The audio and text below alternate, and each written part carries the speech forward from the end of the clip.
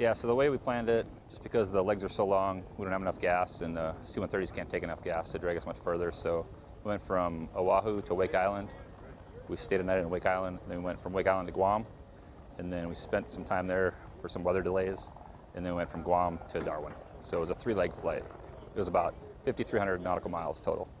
The airplane itself has got about a 600 nautical mile radius, combat radius, so we had some additional auxiliary fuel tanks, and then we just constantly get gas from the C-130s, pre-planned times, and they drag us across the ocean. I guess what the Osprey brings to MRF-D is just speed and range. It can go quite a bit further, quite a bit faster, and then, you know, conduct that assault support mission, do humanitarian service, and then really just the speed and agility that it brings to the MAGTF. All right, so for humanitarian assistance, obviously, again, the speed becomes a factor. The speed and range is a huge plus for humanitarian assistance, as well as what it can take. So we can carry a load below the airplane and sling it. We can carry food, water, and supplies inside the aircraft. And really, you know, we've got the range of an airplane, but we can land anywhere a helicopter can land, so we can get those needed supplies to people in a hurry.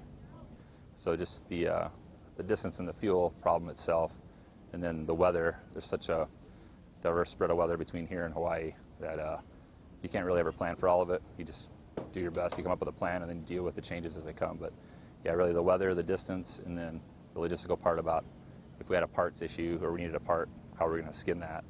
And really what we did is anything to Wake Island would come out of Hawaii and be brought to Wake. And then once we got to Guam, we just sourced parts from Japan. So we had to send a C-130 actually to Japan for a generator. And it was a 4.5-hour flight. So that piece worked out pretty good, but it took a little pre-planning just to think about that part and try to wargame what could go wrong and how you're going to deal with those issues as they happen. Really, for the pilot, it's just a long time in the seat in an airplane with no bathroom. So the first day was 8.5 hours. That was the longest day. The second day was about 5 hours and 15 minutes, and then today was about 7 hours and 15 minutes. So it's a long time to sit in a plane that usually fly a 3-hour mission in.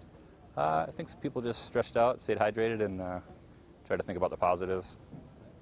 Just the thing has proven itself time and again since since it first deployed in 2007. So I think those that know what it can do. The COCOMs all know what the Osprey can do. You know, this probably sends a strategic message to our adversaries, like Ospreys can range the Pacific, so that's a good thing. Make sure the whole world knows the Red Dragons were the first ones to cross the Pacific.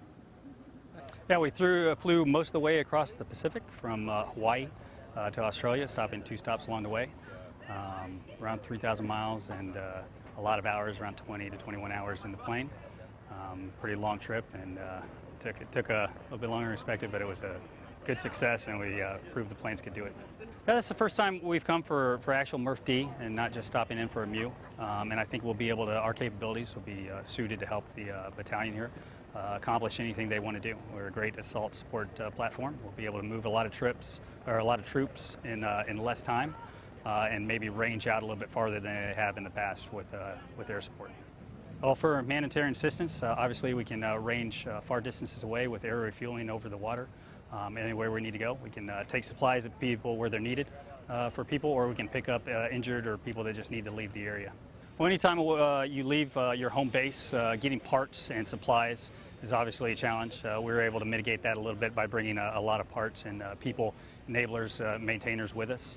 But obviously just being over the water for long periods of time without divert airfields and land to land it if you have a serious problem is always a major factor. Long days, a lot of time in the cockpit, so just staying engaged with each other.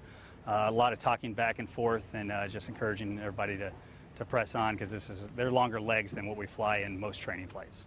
Well, I think it's a proof of concept that we can range farther than we felt comfortable doing before. Everybody knew that the aircraft is capable of doing it, but just the risk mitigation and the comfort level of doing it. This successful mission probably raises that up. So to get 4 Ospreys to Darwin, we started in Hawaii. We had 2 KC-130J tanker frames, so that has a fuse tank that's got roughly about 24,000 pounds of fuel in there. We also had a cargo aircraft that carried all the MV-22 maintainers and all their gear in order to keep these guys flying each day. In order to actually execute the mission, we only needed 2 tanker frames, and the 3rd aircraft would just push ahead to be a weather recce. We first got word of the mission probably early fall. We started detailed planning around February. In March, we flew a crew out, myself and Captain Shrewsbury flew out to Hawaii to do some rehearsals with the MV-22s. Then about a week before the actual mission, we flew out another C-130. They did about 4 days of rehearsals, and then we brought the 2 tankers on that Friday to launch the following Wednesday. It was very smooth, so very smooth. The only thing that delayed us throughout the trip was weather, which obviously we're not going to be able to control that. So, I mean, basics, join up en route and then landing. The join ups all went smooth. I would say the flight was usually joined up within the first 5 minutes of the flight. After that, the Ospreys very smooth and methodical around the basket. No issues getting in. Pretty much, first try in the basket, got their fuel, and pressed to the next AR point. And so it was pretty smooth. The first leg was probably the worst.